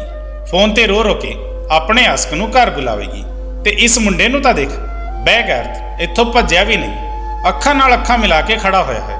ਇਹ ਇਹੀ ਸੋਚਦਾ ਹੋਵੇਗਾ ਕਿ ਇੱਕ ਬੇਸਹਾਰਾ ਤੇ ਬੁੱਢੀ ਔਰਤ ਸਾਡਾ ਕੀ ਵਿਗਾੜ ਦੇਵੇਗੀ। ਡਿੰਪੀ ਕਹਿਣ ਲੱਗੀ, ਮਾਂ ਇਹ ਮੇਰਾ ਆਸ਼ਕ ਨਹੀਂ ਬਲਕਿ ਇਹ ਮੇਰਾ ਪਤੀ ਹੈ। ਅਸੀਂ ਦੋਵਾਂ ਨੇ ਇੱਕ ਦੂਜੇ ਨਾਲ ਵਿਆਹ ਕਰਾ ਲਿਆ ਹੈ। ਇਹ ਗੱਲ ਸੁਣ ਕੇ ਤਾਂ ਮੇਰੇ ਪੈਰਾਂ ਥੱਲੋਂ ਜ਼ਮੀਨ ਨਿਕਲ ਗਈ ਕਿ ਆਖਰ ਮੇਰੀ ਕੁੜੀ ਇਹ ਸਭ ਕੁਝ ਕੀ ਕਹਿ ਰਹੀ ਸੀ। ਮੈਂ ਕਿਹਾ, ਬੇਗੈਰਤ ਕੁੜੀ, ਤੈਨੂੰ ਇਹ ਸਭ ਕੁਝ ਕਰਦੇ ਹੋਏ ਸ਼ਰਮ ਨਹੀਂ ਆਉਂਦੀ? ਕੌਣ ਹੈ ਇਹ ਮੁੰਡਾ? ਕਿਵੇਂ ਜਾਣਦੀ ਹੈ ਤੂੰ ਇਸ ਨੂੰ? ਇਹ ਸੁਣ ਕੇ ਡਿੰਪੀ ਰੋਣ ਲੱਗੀ ਤੇ ਦੱਸਣ ਲੱਗੀ ਕਿ ਹਾਂ ਮਾਂ, ਮੈਂ ਸੱਚ ਕਹਿ ਰਹੀ ਹਾਂ, ਇਹ ਮੇਰਾ ਪਤੀ ਹੈ। ਇਸ ਦੇ ਬਾਰੇ ਮੈਨੂੰ ਆਪਣੇ ਪਾਪਾ ਦੀ ਡਾਇਰੀ ਤੋਂ ਪਤਾ ਚੱਲਿਆ ਹੈ ਤੇ ਉਸ ਡਾਇਰੀ ਵਿੱਚ ਇਸ ਦੇ ਘਰ ਦਾ ਪਤਾ ਵੀ ਲਿਖਿਆ ਹੋਇਆ ਸੀ। ਇਸ ਦਾ ਨਾਂ ਰਾਜ ਹੈ। ਪਾਪਾ ਦੀ ਡਾਇਰੀ ਵਿੱਚ ਰਾਜ ਬਾਰੇ ਸਾਰੀ ਜਾਣਕਾਰੀ ਲਿਖੀ ਹੋਈ ਸੀ ਤੇ ਮੈਂ ਹੁਣ ਸਭ ਕੁਝ ਜਾਣ ਚੁੱਕੀ ਹਾਂ। ਅਸੀਂ ਦੋਵੇਂ ਬਹੁਤ ਛੋਟੇ ਸੀ ਤੇ ਅਸੀਂ ਦੋਵੇਂ ਬਚਪਨ ਦੇ ਪੱਕੇ ਦੋਸਤ ਸੀ। ਅਸੀਂ ਦੋਵੇਂ ਇਕੱਠੇ ਖੇਡਦੇ ਸੀ। ਪਾਪਾ ਨੇ ਮੇਰਾ ਤੇ ਰਾਜ ਦਾ ਰਿਸ਼ਤਾ ਤੈਅ ਕਰ ਦਿੱਤਾ ਸੀ। ਇਹ ਅਨੁਰਾਗ ਅੰਕਲ ਦਾ ਮੁੰਡਾ ਹੈ। ਡਾਇਰੀ ਵਿੱਚ ਲਿਖਿਆ ਹੈ ਕਿ ਮੇਰੀ ਇੱਛਾ ਹੈ ਕਿ ਮੇਰੀ ਕੁੜੀ ਦਾ ਵਿਆਹ ਮੇਰੇ ਦੋਸਤ ਦੇ ਮੁੰਡੇ ਰਾਜ ਨਾਲ ਹੋ ਜਾਵੇ ਤੇ ਮੇਰੀ ਕੁੜੀ ਦੇ ਪੈਦਾ ਹੋਣ ਤੋਂ ਬਾਅਦ ਮੈਂ ਆਪਣੇ ਦੋਸਤ ਨੂੰ ਵਾਅਦਾ ਕੀਤਾ ਸੀ ਕਿ ਮੇਰੀ ਕੁੜੀ ਜਵਾਨ ਹੋਣ ਤੋਂ ਬਾਅਦ ਤੇਰੇ ਮੁੰਡੇ ਦੀ ਪਤਨੀ ਬਣੇਗੀ ਤੇ ਤੇਰੇ ਘਰ ਦੀ ਨੂੰਹ ਬਣ ਕੇ ਜਾਵੇਗੀ। ਤੇ ਉਸ ਵਿੱਚ ਮੇਰੇ ਲਈ ਵੀ ਕੁਝ ਲਿਖਿਆ ਹੋਇਆ ਸੀ। ਪਾਪਾ ਨੇ ਕਿਹਾ ਸੀ ਕਿ ਡਿੰਪੀ, ਜੇ ਮੈਨੂੰ ਕੁਝ ਹੋ ਗਿਆ ਤਾਂ ਜਵਾਨ ਹੋਣ ਤੋਂ ਬਾਅਦ ਤੂੰ ਕਿਸੇ ਹੋਰ ਨੂੰ ਪਸੰਦ ਨਾ ਕਰਨਾ। ਜਿਸ ਮੁੰਡੇ ਨੂੰ ਮੈਂ ਤੇਰੇ ਲਈ ਪਸੰਦ ਕੀਤਾ ਹੈ ਤੂੰ ਉਸ ਨਾਲ ਹੀ ਵਿਆਹ ਕਰਨਾ। ਮਾਂ, ਹੁਣ ਤੁਹਾਨੂੰ ਜਰਾ ਸ਼ਰਮ ਨਹੀਂ ਆਈ ਕਿ ਤੁਸੀਂ ਮੇਰੇ ਤੋਂ ਮੇਰੇ ਪਿਤਾ ਦੇ ਵਾਅਦੇ ਬਾਰੇ ਲੁਕਾ ਕੇ ਰੱਖਿਆ ਸੀ? ਤੁਸੀਂ ਮੇਰੇ ਦਾਦਾ ਦਾਦੀ ਨੂੰ ਮੇਰੇ ਤੋਂ ਲੁਕਾ ਕੇ ਰੱਖਿਆ ਸੀ। ਮੈਂ ਸਿਰਫ ਆਪਣੇ ਚਾਚਾ ਚਾਚੀ ਨੂੰ ਹੀ ਜਾਣਦੀ ਸੀ ਤੇ ਇਹ ਸੋਚਦੀ ਸੀ ਕਿ ਮੇਰੇ ਦਾਦਾ ਦਾਦੀ ਦੁਨੀਆ ਵਿੱਚ ਹੈ ਹੀ ਨਹੀਂ। ਪਰ ਜਦੋਂ ਉਸ ਦਿਨ ਤੁਸੀਂ ਮੈਨੂੰ ਦਾਦਾ ਦਾਦੀ ਬਾਰੇ ਸਾਰੀ ਗੱਲ ਦੱਸੀ ਤਾਂ ਮੈਂ ਸਮਝ ਗਈ ਕਿ ਇਸ ਲਈ ਮੇਰੀ ਮਾਂ ਨੇ ਮੈਨੂੰ ਦਾਦਾ ਦਾਦੀ ਬਾਰੇ ਨਹੀਂ ਦੱਸਿਆ, ਕਿਉਂਕਿ ਉਹਨਾਂ ਨੇ ਮੇਰੇ ਨਾਲ ਬਹੁਤ ਗਲਤ ਕੀਤਾ ਸੀ। ਤੇ ਤੁਸੀਂ ਅਨੁਰਾਗ ਅੰਕਲ ਦੀ ਪਤਨੀ ਬਾਰੇ ਵੀ ਦੱਸ ਦਿੱਤਾ ਸੀ ਕਿ ਉਹਨਾਂ ਨੇ ਤੁਹਾਡੇ ਨਾਲ ਬਹੁਤ ਬੁਰਾ ਕੀਤਾ ਸੀ। ਪਰ ਤੁਸੀਂ ਇੱਕ ਵਾਰ ਵੀ ਅਨੁਰਾਗ ਅੰਕਲ ਦੇ ਮੁੰਡੇ ਰਾਜ ਦਾ ਜ਼ਿਕਰ ਤੱਕ ਮੇਰੇ ਨਾਲ ਨਹੀਂ ਕੀਤਾ, ਜਦੋਂ ਕਿ ਤੁਸੀਂ ਮੇਰਾ ਵਿਆਹ ਸੰਜੇ ਅੰਕਲ ਦੇ ਮੁੰਡੇ ਪ੍ਰਾਗ ਦੇ ਨਾਲ ਕਰਵਾਉਣਾ ਚਾਹੁੰਦੇ ਸੀ। ਤੁਸੀਂ ਅਜਿਹਾ ਇਸ ਲਈ ਕੀਤਾ ਕਿਤੇ ਮੈਨੂੰ ਕੁਝ ਯਾਦ ਨਾ ਆ ਜਾਵੇ ਕਿ ਰਾਜ ਮੇਰੇ ਬਚਪਨ ਦਾ ਦੋਸਤ ਹੈ। ਰਾਜ ਦੀ ਮੰਮੀ ਨੇ ਤੁਹਾਡੇ ਨਾਲ ਜੋ ਵੀ ਕੀਤਾ ਉਹ ਪੁਰਾਣੀ ਗੱਲ ਹੈ। ਮੇਰੇ ਪਾਪਾ ਤਾਂ ਮੇਰਾ ਰਿਸ਼ਤਾ ਰਾਜ ਨਾਲ ਪੱਕਾ ਕਰ ਗਏ ਸੀ ਤੇ ਉਸਦੇ ਪਿਤਾ ਨੂੰ ਵਾਅਦਾ ਕਰ ਗਏ ਸੀ। ਇਸ ਲਈ ਮੈਂ ਆਪਣੇ ਪਿਤਾ ਦੇ ਕੀਤੇ ਹੋਏ ਵਾਅਦੇ ਨੂੰ ਨਹੀਂ ਤੋੜ ਸਕਦੀ। ਤੁਹਾਡੀ ਅਲਮਾਰੀ ਵਿੱਚ ਮੈਨੂੰ ਮੇਰੇ ਪਾਪਾ ਦੇ ਲੈਟਰ ਰੱਖੇ ਹੋਏ ਮਿਲੇ ਸੀ ਤੇ ਉਹਨਾਂ ਦੇ ਨਾਲ ਨਾਲ ਮੇਰੇ ਪਾਪਾ ਦੀ ਡਾਇਰੀ ਵੀ ਰੱਖੀ ਹੋਈ ਸੀ। ਮੈਂ ਉਹਨਾਂ ਵਿੱਚੋਂ ਇੱਕ ਡਾਇਰੀ ਨੂੰ ਆਪਣੇ ਕੋਲ ਲੈ ਕੇ ਆ ਗਈ ਸੀ ਤੇ ਮੈਂ ਜਦੋਂ ਉਸ ਡਾਇਰੀ ਨੂੰ ਪੜ੍ਹਿਆ ਤਾਂ ਉਸ ਵਿੱਚ ਇਹ ਸਾਰੀਆਂ ਗੱਲਾਂ ਲਿਖੀਆਂ ਹੋਈਆਂ ਸੀ। ਉਸ ਵਿੱਚ ਰਾਜ ਦਾ ਪਤਾ ਲਿਖਿਆ ਹੋਇਆ ਸੀ। ਇਸ ਲਈ ਮੈਂ ਕਾਲਜ ਦੇ ਬਹਾਨੇ ਨਾਲ ਇੱਕ ਦਿਨ ਰਾਜ ਨੂੰ ਮਿਲਣ ਚਲੀ ਗਈ ਤੇ ਉਸ ਨੂੰ ਸਾਰੀ ਗੱਲ ਦੱਸ ਦਿੱਤੀ। ਖੁਸ਼ਕਿਸਮਤੀ ਨਾਲ ਮੈਨੂੰ ਉਹ ਮੁੰਡਾ ਮਿਲ ਗਿਆ ਜਿਸ ਨੂੰ ਮੇਰੇ ਪਾਪਾ ਮੇਰੇ ਲਈ ਪਸੰਦ ਕਰਕੇ ਗਏ ਸੀ ਤੇ ਮਾਂ, ਦੇਖੋ ਹੁਣ ਅਸੀਂ ਦੋਵੇਂ ਇੱਕ ਹਾਂ। ਮੈਂ ਡਿੰਪੀ ਦੀ ਗੱਲ ਸੁਣ ਕੇ ਰੋਣ ਲੱਗੀ ਤੇ ਕਹਿਣ ਲੱਗੀ, ਬੇਟਾ, ਤੇਰੇ ਪਾਪਾ ਦੇ ਦੋਸਤ ਦੀ ਪਤਨੀ ਨੇ ਮੇਰੇ ਨਾਲ ਬਹੁਤ ਗਲਤ ਕੀਤਾ ਸੀ। ਮੈਂ ਨਹੀਂ ਚਾਹੁੰਦੀ ਸੀ ਕਿ ਤੇਰਾ ਵਿਆਹ ਜੇ ਉਸ ਘਰ ਵਿੱਚ ਹੋ ਜਾਵੇ ਤਾਂ ਉਹ ਔਰਤ ਤੇਰਾ ਜੀਣਾ ਹਰਾਮ ਕਰ ਦੇਵੇ, ਕਿਉਂਕਿ ਜਿਸ ਔਰਤ ਨੇ ਮੈਨੂੰ ਨਹੀਂ ਬਖਸ਼ਿਆ ਤਾਂ ਫਿਰ ਉਹ ਤੇਰਾ ਕੀ ਹਾਲ ਕਰਦੀ। ਤੇ ਇਸ ਔਰਤ ਦੀ ਵਜ੍ਹਾ ਨਾਲ ਮੇਰੇ ਸੱਸ ਸਹੁਰੇ ਨੇ ਵੀ ਮੈਨੂੰ ਘਰੋਂ ਕੱਢ ਦਿੱਤਾ ਸੀ। ਮੈਨੂੰ ਡਰ ਸੀ ਕਿ ਜੇ ਆਪਣੇ ਪਤੀ ਦੇ ਇਸ ਵਾਅਦੇ ਦੀ ਲਾਜ਼ ਰੱਖਦੇ ਹੋਏ ਤੇਰਾ ਵਿਆਹ ਰਾਜ ਨਾਲ ਕਰਵਾ ਦਿੱਤਾ ਤਾਂ ਰਾਜ ਦੀ ਮਾਂ ਸਾਰੀ ਜ਼ਿੰਦਗੀ ਤੈਨੂੰ ਤਾਨੇ ਦੇਵੇਗੀ ਤੇ ਪਰੇਸ਼ਾਨ ਕਰੇਗੀ ਤੇ ਕਦੇ ਤੈਨੂੰ ਸੁਖੀ ਨਹੀਂ ਜੀਉਣ ਦੇਵੇਗੀ। ਤੇ ਜੇ ਮੇਰੀ ਕੁੜੀ ਆਪਣੀ ਜ਼ਿੰਦਗੀ ਵਿੱਚ ਖੁਸ਼ ਨਹੀਂ ਰਹਿੰਦੀ ਤਾਂ ਮੈਂ ਜਿਉਂਦੇ ਜੀ ਮਰ ਜਾਂਦੀ। ਮੈਨੂੰ ਪਤਾ ਸੀ ਕਿ ਜਿਸ ਔਰਤ ਨੇ ਮੈਨੂੰ ਮੇਰੇ ਸਹੁਰੇ ਘਰ ਵਿੱਚ ਨਹੀਂ ਟਿਕਣ ਦਿੱਤਾ, ਉਹ ਔਰਤ ਆਪਣੇ ਘਰ ਵਿੱਚ ਉਸ ਦੀ ਕੁੜੀ ਨਾਲ ਕੀ ਹਾਲ ਕਰੇਗੀ। ਮੇਰੀ ਗੱਲ ਸੁਣ ਕੇ ਡਿੰਪੀ ਰੋਣ ਲੱਗੀ ਸੀ। ਉਹ ਮੈਨੂੰ ਕਹਿਣ ਲੱਗੀ, ਮਾਂ, ਮੈਨੂੰ ਪਤਾ ਹੈ ਕਿ ਤੁਹਾਡੇ ਕੋਲ ਇਹ ਸਭ ਕੁਝ ਕਰਨ ਦੀ ਪਹਿਲਾਂ ਕੋਈ ਵਜ੍ਹਾ ਰਹੀ ਹੋਵੇਗੀ, ਕਿਉਂਕਿ ਮੈਂ ਆਪਣੀ ਜ਼ਿੰਦਗੀ ਦੇ ਇੰਨੇ ਸਾਲਾਂ ਵਿੱਚ ਤੁਹਾਡੇ ਵਿੱਚ ਕੋਈ ਬੁਰਾਈ ਨਹੀਂ ਦੇਖੀ। ਮੈਨੂੰ ਤੁਹਾਡੀ ਵਜ੍ਹਾ ਪਤਾ ਚੱਲ ਚੁੱਕੀ ਹੈ। ਪਰ ਮਾਂ, ਮੈਂ ਆਪਣੇ ਪਿਤਾ ਦੇ ਕੀਤੇ ਹੋਏ ਵਾਅਦੇ ਨੂੰ ਪੂਰਾ ਕਰਨਾ ਚਾਹੁੰਦੀ ਹਾਂ। ਉਸ ਸਮੇਂ ਮੇਰਾ ਦਾਮਾਦ ਰਾਜ ਅੱਗੇ ਵਧਿਆ ਤੇ ਹੱਥ ਜੋੜ ਕੇ ਕਹਿਣ ਲੱਗਿਆ, ਆਂਟੀ, ਸਮਾਂ ਬਹੁਤ ਅੱਗੇ ਵੱਧ ਚੁੱਕਿਆ ਹੈ। ਹੁਣ ਹਾਲਾਤ ਪਹਿਲਾਂ ਜੇ ਨਹੀਂ ਰਹੇ ਹਨ। ਸਾਰੇ ਲੋਕ ਚੰਗੇ ਹੋ ਚੁੱਕੇ ਹਨ ਤੇ ਮੈਂ ਤੁਹਾਨੂੰ ਦੱਸ ਦੇਵਾਂ ਕਿ ਮਾਂ ਦੀ ਤਬੀਅਤ ਤਾਂ ਇੰਨੀ ਜ਼ਿਆਦਾ ਖਰਾਬ ਰਹਿਣ ਲੱਗੀ ਹੈ ਕਿ ਉਹ ਆਪਣੇ ਬਿਸਤਰ ਤੋਂ ਖੜੀ ਹੀ ਨਹੀਂ ਹੁੰਦੀ ਹੈ। ਸ਼ਾਇਦ ਉਹਨਾਂ ਨੇ ਜੋ ਤੁਹਾਡੇ ਨਾਲ ਕੀਤਾ, ਰੱਬ ਨੇ ਉਹਨਾਂ ਨੂੰ ਉਹਨਾਂ ਦੇ ਕੀਤੇ ਦੀ ਸਜ਼ਾ ਦਿੱਤੀ ਹੈ। ਮਾਂ ਨੂੰ ਪੈਰਾਲਾਈਜ਼ ਹੋ ਗਿਆ ਹੈ, ਜਿਸ ਦੀ ਵਜ੍ਹਾ ਨਾਲ ਨਾ ਤਾਂ ਉਹ ਬੋਲ ਸਕਦੀ ਹੈ ਤੇ ਨਾ ਹੀ ਹਿਲ ਸਕਦੀ ਹੈ। ਡਾਕਟਰ ਨੇ ਕੁਝ ਦਿਨਾਂ ਦਾ ਹੀ ਟਾਈਮ ਦਿੱਤਾ ਹੈ। ਮਾਂ ਦੀ ਹਾਲਤ ਬਹੁਤ ਜ਼ਿਆਦਾ ਸੀਰੀਅਸ ਹੈ। ਤੁਸੀਂ ਮੇਰੇ ਨਾਲ ਚੱਲੋ ਤੇ ਮਾਂ ਨੂੰ ਉਹਨਾਂ ਦੀ ਗਲਤੀ ਲਈ ਮਾਫ ਕਰ ਦਿਓ। ਸ਼ਾਇਦ ਉਹਨਾਂ ਦੀ ਜ਼ਿੰਦਗੀ ਦੇ ਜੋ 2 ਪਲ ਰਹਿ ਗਏ ਹਨ ਉਹ ਉਹਨਾਂ ਨੂੰ ਸਕੂਨ ਨਾਲ ਜੀ ਸਕਣ। ਮੇਰੀ ਕੁੜੀ ਰਾਜ ਦੇ ਨਾਲ ਵਿਆਹ ਤਾਂ ਕਰ ਚੁੱਕੀ ਸੀ। ਹੁਣ ਮੇਰੇ ਕੋਲ ਮਨਾ ਕਰਨ ਦੀ ਕੋਈ ਗੁੰਜਾਇਸ਼ ਬਾਕੀ ਨਹੀਂ ਰਹੀ ਸੀ। ਮੈਂ ਰਾਜ ਤੇ ਡਿੰਪੀ ਦੇ ਨਾਲ ਰਾਜ ਦੇ ਘਰ ਚਲੀ ਗਈ। ਮੈਂ ਉੱਥੇ ਗਈ ਤਾਂ ਰਾਜ ਦੀ ਮਾਂ ਕਾਵੇਰੀ ਬਹੁਤ ਬੁਰੀ ਹਾਲਤ ਵਿੱਚ ਬੈੱਡ ਤੇ ਲੇਟੀ ਹੋਈ ਸੀ। ਮੈਨੂੰ ਉਸ ਦੀ ਹਾਲ ਦੇਖ ਕੇ ਬਹੁਤ ਤਰਸ ਆ ਰਿਹਾ ਸੀ। ਮੈਨੂੰ ਦੇਖ ਕੇ ਉਸ ਦੀਆਂ ਅੱਖਾਂ ਵਿੱਚ ਹੰਝੂ ਆ ਗਏ ਸੀ। ਉਹ ਕੁਝ ਬੋਲ ਨਹੀਂ ਸਕਦੀ ਸੀ, ਪਰ ਉਸ ਦੀਆਂ ਅੱਖਾਂ ਤੋਂ ਮੈਨੂੰ ਅਜਿਹਾ ਲੱਗ ਰਿਹਾ ਸੀ ਜਿਵੇਂ ਉਹ ਮੇਰੇ ਤੋਂ ਮਾਫੀ ਮੰਗ ਰਹੀ ਹੋਵੇ। ਮੈਂ ਉਸ ਦੇ ਕੋਲ ਜਾ ਕੇ ਕਿਹਾ ਕਿ ਮੈਂ ਤੈਨੂੰ ਮਾਫ ਕੀਤਾ। ਕਾਵੇਰੀ, ਹੁਣ ਸਾਡੇ ਬੱਚੇ ਵਿਆਹ ਕਰ ਚੁੱਕੇ ਹਨ, ਇਹਨਾਂ ਨੂੰ ਆਸ਼ੀਰਵਾਦ ਦੇ। ਇਹ ਸੁਣ ਕੇ ਕਾਵੇਰੀ ਦੀਆਂ ਅੱਖਾਂ ਵਿੱਚੋਂ ਹੰਝੂ ਨਿਕਲਣ ਲੱਗੇ ਸੀ ਤੇ ਉਹ ਰੋ ਰਹੀ ਸੀ। ਅਨੁਰਾਗ ਭਾਈ ਸਾਹਿਬ ਵੀ ਮੈਨੂੰ ਦੇਖ ਕੇ ਬਹੁਤ ਖੁਸ਼ ਹੋਏ ਤੇ ਉਹਨਾਂ ਨੇ ਦੱਸਿਆ ਕਿ ਭਾਬੀ, ਜਦੋਂ ਤੋਂ ਕਾਵੇਰੀ ਦੀ ਤਬੀਅਤ ਖਰਾਬ ਹੋਣੀ ਸ਼ੁਰੂ ਹੋਈ ਸੀ, ਉਹ ਉਸ ਸਮੇਂ ਸਮਝ ਗਈ ਸੀ ਕਿ ਉਸਨੇ ਤੁਹਾਡੇ ਨਾਲ ਗਲਤ ਕੀਤਾ। ਰੱਬ ਉਸ ਨੂੰ ਇਸ ਦੀ ਸਜ਼ਾ ਦੇ ਰਿਹਾ ਹੈ। ਉਹ ਤੁਹਾਡੇ ਤੋਂ ਮਾਫੀ ਮੰਗਣਾ ਚਾਹੁੰਦੀ ਸੀ, ਪਰ ਉਸ ਦੀ ਕਦੇ ਹਿੰਮਤ ਨਹੀਂ ਸੀ ਤੁਹਾਡੇ ਤੋਂ ਮਾਫੀ ਮੰਗਣ ਦੀ। ਇਸ ਲਈ ਉਸਨੇ ਕਿਹਾ ਕਿ ਜਦੋਂ ਮੈਂ ਠੀਕ ਹੋ ਜਾਵਾਂਗੀ ਤਾਂ ਮੈਂ ਖੁਦ ਰੋਸ਼ਨੀ ਦੇ ਘਰ ਜਾ ਕੇ ਉਸ ਤੋਂ ਮਾਫੀ ਮੰਗੂਗੀ। ਪਰ ਇਸ ਦੀ ਹਾਲਤ ਠੀਕ ਹੋਣ ਦੀ ਬਜਾਏ ਦਿਨੋਂ ਦਿਨ ਖਰਾਬ ਹੁੰਦੀ ਚਲੀ ਗਈ ਤੇ ਤੁਹਾਡੇ ਤੋਂ ਮਾਫੀ ਨਹੀਂ ਮੰਗ ਸਕੀ। ਜਦੋਂ ਇੱਕ ਦਿਨ ਸਾਡੇ ਘਰ ਡਿੰਪੀ ਆਈ ਤੇ ਉਸਨੇ ਸਭ ਕੁਝ ਦੱਸਿਆ ਤਾਂ ਮੈਂ ਖੁਦ ਇਹਨਾਂ ਦੋਵਾਂ ਬੱਚਿਆਂ ਦਾ ਵਿਆਹ ਕਰਵਾ ਦਿੱਤਾ। ਅਸੀਂ ਤੁਹਾਨੂੰ ਇਸ ਲਈ ਨਹੀਂ ਦੱਸਿਆ ਕਿਉਂਕਿ ਸਾਨੂੰ ਪਤਾ ਸੀ ਕਿ ਤੁਸੀਂ ਕਦੇ ਵੀ ਇਹਨਾਂ ਬੱਚਿਆਂ ਦੇ ਵਿਆਹ ਲਈ ਤਿਆਰ ਨਹੀਂ ਹੋਗੇ, ਕਿਉਂਕਿ ਤੁਹਾਡੇ ਨਾਲ ਬਹੁਤ ਗਲਤ ਕੀਤਾ ਗਿਆ ਸੀ ਤੇ ਮੈਂ ਆਪਣੇ ਦੋਸਤ ਦੇ ਵਾਅਦੇ ਨੂੰ ਵੀ ਪੂਰਾ ਕਰਨਾ ਚਾਹੁੰਦਾ ਸੀ। ਅਨੁਰਾਗ ਭਾਈ ਸਾਹਿਬ ਮੇਰੇ ਸਾਹਮਣੇ ਹੱਥ ਜੋੜ ਕੇ ਖੜੇ ਹੋ ਗਏ ਤੇ ਕਹਿਣ ਲੱਗੇ, ਭਾਬੀ, ਮੈਂ ਆਪਣੀ ਪਤਨੀ ਵੱਲੋਂ ਤੁਹਾਡੇ ਤੋਂ ਮਾਫੀ ਮੰਗਦਾ ਹਾਂ। ਮੇਰੀ ਪਤਨੀ ਨੂੰ ਮਾਫ ਕਰ ਦਿਓ ਤੇ ਨਾਲ-ਨਾਲ ਮੇਰੇ ਬੱਚਿਆਂ ਨੂੰ ਵੀ, ਜਿਨ੍ਹਾਂ ਨੇ ਤੁਹਾਡੇ ਤੋਂ ਚੋਰੀ-ਚੋਰੀ ਵਿਆਹ ਕੀਤਾ ਹੈ। ਮੇਰੀ ਕੁੜੀ ਖੁਸ਼ ਸੀ, ਇਹੀ ਮੇਰੇ ਲਈ ਬਹੁਤ ਸੀ। ਮੈਂ ਅਨੁਰਾਗ ਭਾਈ ਸਾਹਿਬ ਨੂੰ ਕਿਹਾ, ਹੁਣ ਜੋ ਹੋਇਆ ਸੋ ਹੋਇਆ, ਤੁਹਾਨੂੰ ਸ਼ਰਮਿੰਦਾ ਹੋਣ ਦੀ ਜ਼ਰੂਰਤ ਨਹੀਂ ਹੈ। ਮੈਂ ਕਾਵੇਰੀ ਨੂੰ ਮਾਫ ਕਰ ਦਿੱਤਾ ਹੈ। ਇਹ ਕਹਿ ਕੇ ਮੈਂ ਆਪਣੇ ਘਰ ਆ ਗਈ ਸੀ। ਪਰ ਅਗਲੇ ਦਿਨ ਜੋ ਖਬਰ ਆਈ ਉਸਨੇ ਮੇਰੇ ਪੈਰਾਂ ਥੱਲੋਂ ਜ਼ਮੀਨ ਕੱਢ ਦਿੱਤੀ ਸੀ। ਡਿੰਪੀ ਨੇ ਦੱਸਿਆ ਕਿ ਕਾਵੇਰੀ ਦੀ ਮੌਤ ਹੋ ਗਈ ਹੈ। ਕਾਵੇਰੀ ਦੀ ਮੌਤ ਤੇ ਮੈਨੂੰ ਬਹੁਤ ਅਫਸੋਸ ਹੋਇਆ। ਹੁਣ ਮੇਰੀ ਕੁੜੀ ਆਪਣੇ ਸਹੁਰੇ ਘਰ ਵਿੱਚ ਰਹਿ ਰਹੀ ਹੈ ਤੇ ਬਹੁਤ ਖੁਸ਼ ਹੈ। ਇਸ ਤਰ੍ਹਾਂ ਨਾਲ ਮੇਰੇ ਪਤੀ ਦਾ ਸੁਪਨਾ ਵੀ ਪੂਰਾ ਹੋ ਗਿਆ ਤੇ ਕਾਵੇਰੀ ਨੇ ਜੋ ਕੀਤਾ ਉਸ ਦੀ ਉਸ ਨੂੰ ਸਜ਼ਾ ਵੀ ਮਿਲ ਗਈ ਸੀ।